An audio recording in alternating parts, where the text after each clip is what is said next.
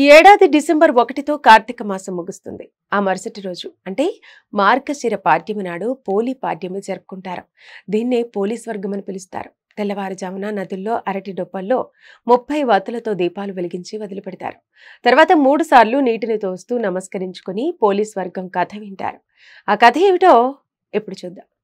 పోలి అనే మహిళ ఒక కుటుంబంలో 5గురి కోడళ్లలో చివరిది.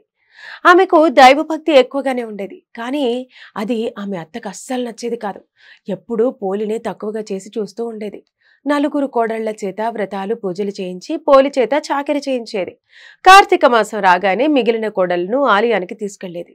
చిన్న కోడలు ఇంట్లో దీపం కూడా వెలిగించుకునే అవకాశం లేకుండా చేసేది. పూజా సామాగ్రి అందుబాటులో లేకపోయినా పోలి పెరట్లో ఉన్న పత్తి చెట్టు నుంచి కొద్దిగా వత్తి తీసుకుని దాన్నే వత్తులుగా చేసుకునేది. కవ్వానికి ఉన్న వెన్న రాసి దీపం పెట్టేది. ఎవ్వరికీ కనిపించకుండా ఉండేందుకు ఆ దీపంపై బుట్ట బోర్లించేది. ఇలా కార్తీక మాసం మొత్తం గడించింది. ఇక అమావాస్య రోజు పోలికి తీరిక లేకుండా ఉండేందుకు అత్త ఇంట్లోని పనులన్నీ చెప్పింది. అవన్నీ చేసి దీపం వెలిగించుకుంది. పోలి భక్తికి మెచ్చిన దేవతలు ప్రాణాలతో ఉండగానే ఆమెను స్వర్గానికి పుష్పక విమానంలో తీసుకెళ్లేందుకు వచ్చారు. గుడి నుంచి తిరిగి వచ్చిన అత్త మిగతా కోడళ్ళు వాళ్ళు తమ కోసమే దేవతలు వచ్చారని భావిస్తారు. అయితే వాళ్లను కాకుండా పోలిని మాత్రమే తీసుకెళ్తారు. పోలి కాళ్లు పట్టుకుని స్వర్గానికి వెళ్లేందుకు ప్రయత్నించినా సాధ్యం కాదు.